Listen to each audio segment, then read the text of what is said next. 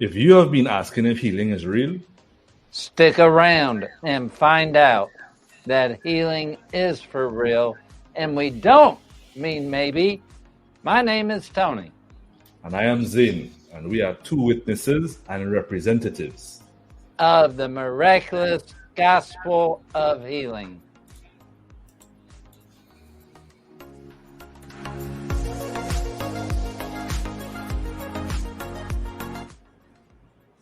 All right. I am the Bam Tony. And this is Zane El Fuego de Boom. Zane, el Flego. Take your time, take your time. El Fuego is a Spanish there for you. That's Spanish. That's not English. What does it mean? The band? No, it means the fire. The fire that burns. The fire that burns. Ooh, I like that. The consuming fire.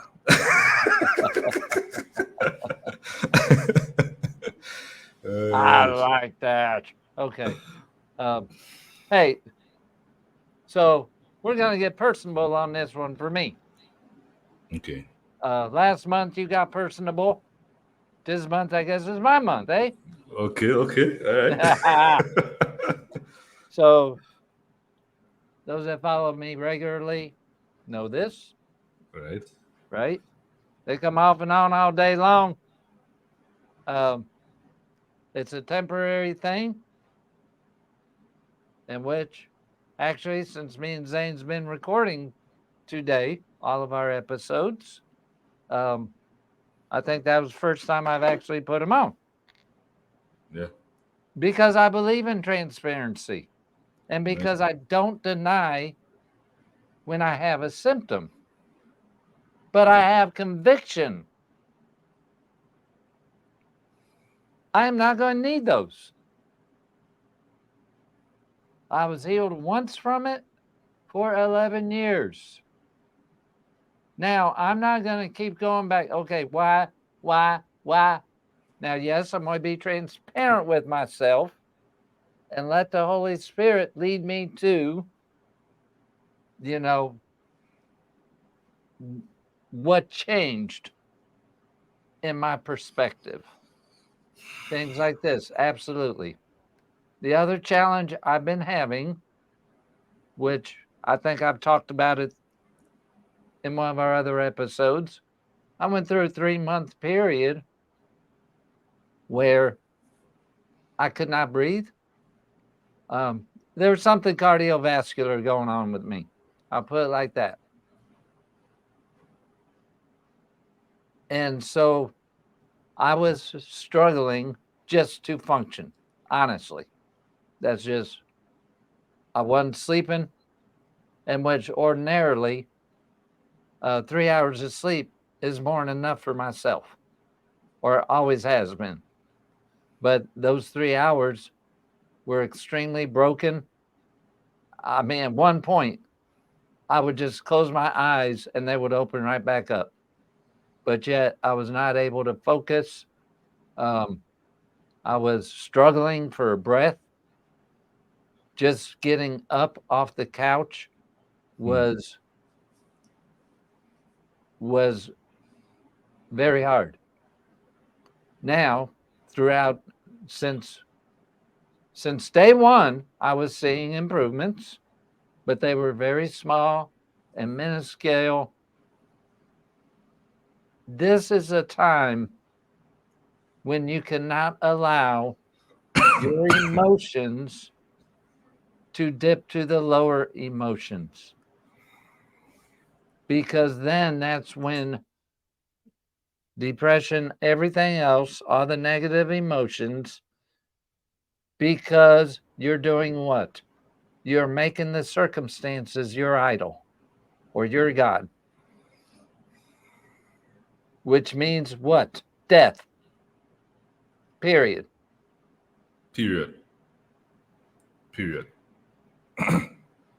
And now, this is the hardest since the Lou Gehrig's. This has been the one time where my life was in jeopardy. literally. Had I stayed there and kept coddling myself, or if I allowed someone else to coddle me and to cuddle me and just to make, to be soothing, is a death sentence. You're looking for sympathy and Yes. pity. See, that's one thing I have never done. I don't seek for sympathy. Sympathy is going to kill you. 100%. If you want a certain person to minister to you because of the way they make you feel, that will kill you. If you are more comfortable with a sympathetic person, that will kill you. You do Say not that need again. to be cuddled. Say that again for them, brother. Say that again. It will kill you. If you go to somebody and they are lending you a sympathetic ear and saying, poor you, I feel for you, I'm with you here, let me give you a big old hug. That's murder. I'm telling you. It is. It is. It is. The other person thinks they're on your side with, hey, there can be an innocence. They don't know what they're doing. They are not trying to harm you. But the results will be the same. But the result is death. You do not look for a sympathetic person. Or what's that other word? Starts with an E. Empathy. Empathy is the pathetic. amount the amount of believers believe in empathy. Empathy is When pathetic. when the scriptures say you're supposed to be intolerant to the darkness, the man have darkness on him, going down, getting worse, and you there, you'll be all right. Here, Jesus let love me you. brush your hair. Here, let me comb your hair. Get up and comb your hair because you're here. Empathy, when it comes to darkness, empathy will kill you Yep. and it will kill anyone that you're giving it to. Because Empathy is pathetic. because the scriptures does not say that God is empathetic to darkness. He's not trying to understand the darkness and how the darkness feels. There's a reason why God told Israel concerning nations. If you listen to the last episode, listen to the last episode to get context of what I'm saying here. There was a reason why he said, go and take out everything in sight. Because there's supposed to be a lack of tolerance to darkness. That is what eliminates darkness from the world in general. Look at history.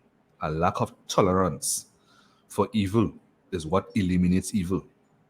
When you walk in a room and you flip that light switch on, you do not want to see any darkness left, do you?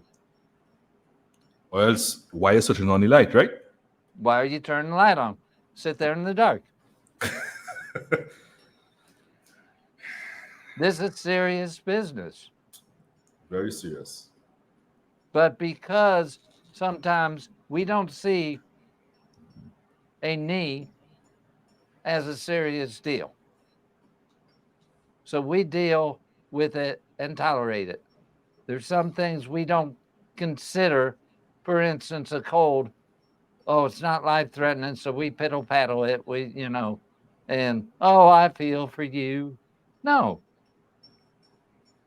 From a paper cut on, you are a child of God. You are spirit. There are no defects allowed in your body.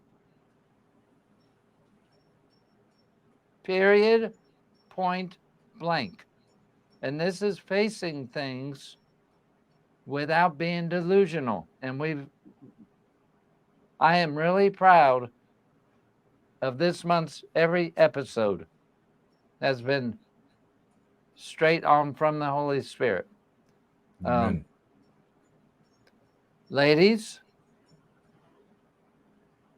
It is okay to be abrupt when dealing with sickness. Put it to death. Kill it. Don't look for people to talk about or they understand what you're going through. There's nowhere in the Bible says You that you're don't want supposed to the try. person. You don't want Tony Myers, the one with Lou Gehrig's disease, to minister to you. You do not want that person. You want the Tony Myers that is on this side of it. Yeah. You want the Tony Myers that will say, grow up. You're a child of God. Get up and walk. Go touch that doorknob. Now you learn how to do that for yourself. You are in control of your emotions. Therefore, you're not letting your emotions control you. You control your emotions. When you want to feel gratitude, you feel gratitude. That's the elevated emotions. I'm not New Age because I say the word elevated. Elevated means higher perspective. You're having the higher perspective of the emotion. You know it's done, so you are grateful. You know it's accomplished, so you are in joy. And that's what you're doing when you're in the spirit, when you're visualizing, which, as we've stated, it's one and the same. It's linked. When you have the conviction that what you're seeing in your visualization is the truth, then you will have the corresponding elevated emotion and you will move on, wash your hands, and you're healed. Point blank. I've had people that hate to talk to me. But every time they talk to me, they get healed.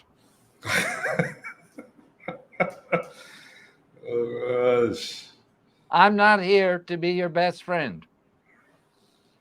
I'm here to see you healed.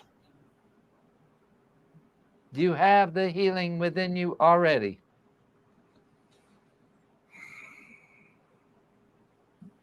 Just waiting to be released. And that's something in particular that every believer listening to this, I would encourage you to go back in history, in the Pentecostal history as well, and look at everybody that walked in supernatural power. Everybody around them thought they were either arrogant or they were insensitive.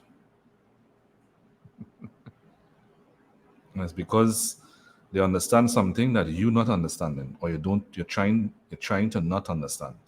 Because some of you, you're trying to not understand because it's registering in them, but you prefer your feelings above instructions. Each and every one of these guys were found to be insensitive, were found to be arrogant. Because they understood that the words of God are higher, are more important in the hierarchy of importance. It's higher than what you feel.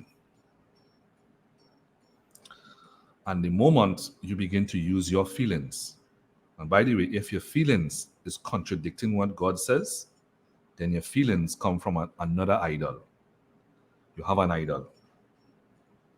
And that idol is telling you it's okay, just find somebody to be empathetic with you. They like empathy. And people are using this in psychology. Let me explain something. Let me say something very outrightly here. If psychology is not based on the Torah, it is desert knowledge of what you are. It is death knowledge of what you are. Whilst people go to psychology and stay with psychologists for 10 and 20 years, people encounter Jesus once and they become disciples and apostles themselves, free and freeing others. But you prefer to go to the psychologist because all the psychologist is helping you to do is to feel like your experience is real and you want somebody to be empathetic. It might sound harsh when I say this, but it is what it is. If you want empathy, then according to certain books in the Bible, you are making a covenant with death. If you want life, then come out of the desert and come into the garden. And in the garden, you are not weak, you are strong. You are not discouraged. You're not discouraged because you have a spirit that has the ability to give you whatever is necessary that you need to get. You're not fearful, you're fearless. Read Psalm 91. It literally explains how to stay healthy, and it speaks about being fearless, resting in the Spirit of God that seals you, the Spirit of God that is in you and through you. Resting in that, resting in the Spirit. Remember, your mind and imagination go hand in hand with that. Resting in the things that God says and being fearless. 1,000 shall fall at my side and 10,000 at my right hand, but it shall not come nigh me. I will not fear the darkness and nowhere does it say that pity on the 10,000 that fall beside you. Oh, good Lord. Oh, good Lord. Say it again. That does not say that you, oh, poor da-da-da. There were the 10,000 people. That don't belong. And we're not saying that you shouldn't actually care and love your fellow man. We are not saying there's a lack of compassion. Compassion, that is something no one can accuse me of. Notice that we're saying empathy and then we're saying compassion. Because compassion is, hey, I see what's going on with you. Let's change that now. Compassion is passion. Empathy is pathetic.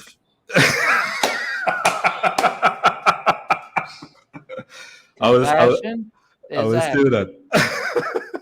Empathy is pathetic. Sympathy, pathetic. See, we put up with death, people. Look at hospice.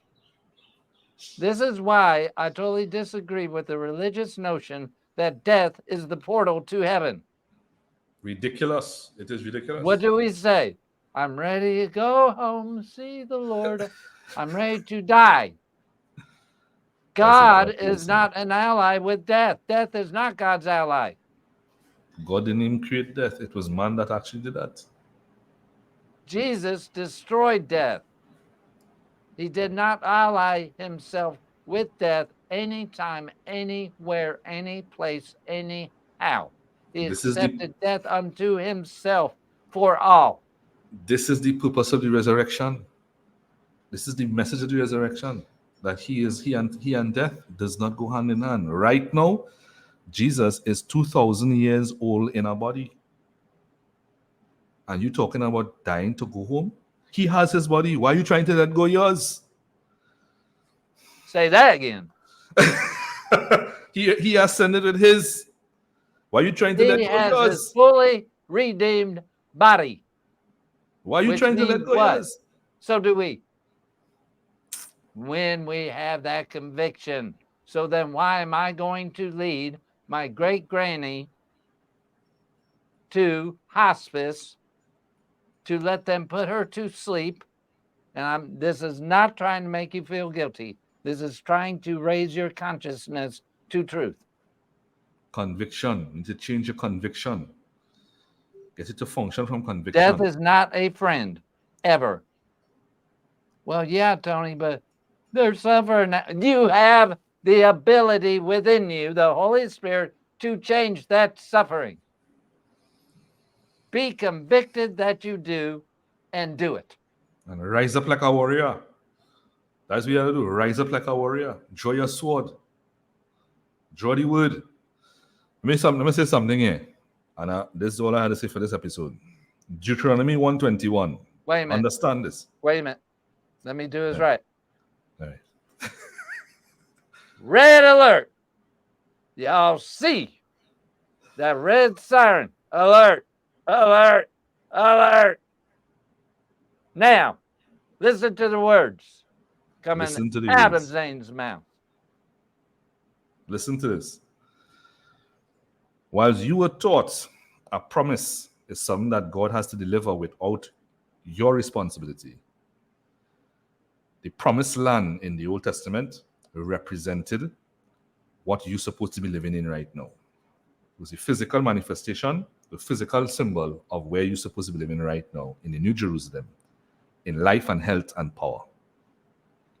Whilst you were taught that God had to do it, listen to what God told them concerning the promised land. Deuteronomy 1:21, behold, Yahweh your Elohim has set the land, which is the promised land, before you. And this is my instruction to you here now. Go up and take possession of it. Just as Yahweh, the Elohim of your fathers, has spoken to you, do not fear or be dismayed. Go up and take it. That's all I had to say. And after 3 months, that's what I did. Now you have the healthy Tony. Y'all, I was Vibrant with life. Vibrant with life. I was barely keeping up with the podcast and with everything else. But then what happened? After 3 months, I raised myself up. I had the conviction, and I put the sickness to death. And now you have, once again, the healthy Tony. And the last thing in the world that I needed would have been anyone. Tony, let me stroke your hair, you poor thing. No. That's why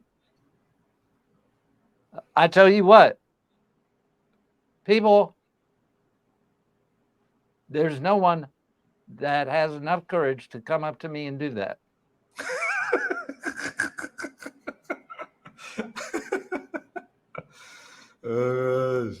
There's no one that has enough courage to call 911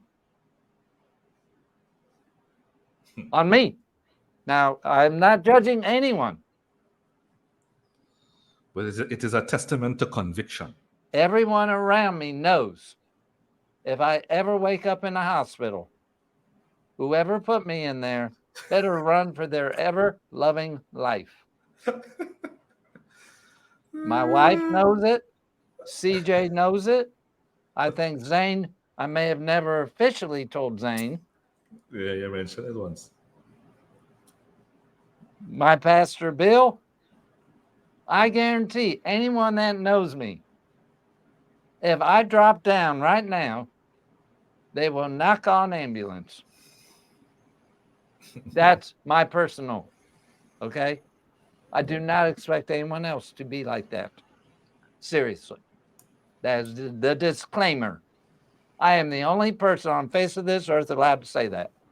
Put the patent in. Right. Yeah. But I've already been there. I've already traveled that road. That's why I can say it with such eviction, and that's why I do not have to recede it or even think I'm going to recede it. All right. So with that, Yeah. But I grabbed a hold of my conviction. Yes, there was a period where I was down and out. But then the Holy Spirit showed me. And then where I had entertained the negative thoughts and the negative emotions. And that is what kept me down. Whereas I had never done that in 11 years prior to that. And I am more than willing to be 100 transparent. And that's why when I go through something at the proper time, I talk about it so that you can learn from my errors from my mistakes and not have to go through it. Are you with me? 1000%. 1000%. All right. Do we have anything else to add? I think we're good. Be convicted. Be convicted. So, on that Be note, blessed. be healed. Be a blessing. Get off the couch. I just say.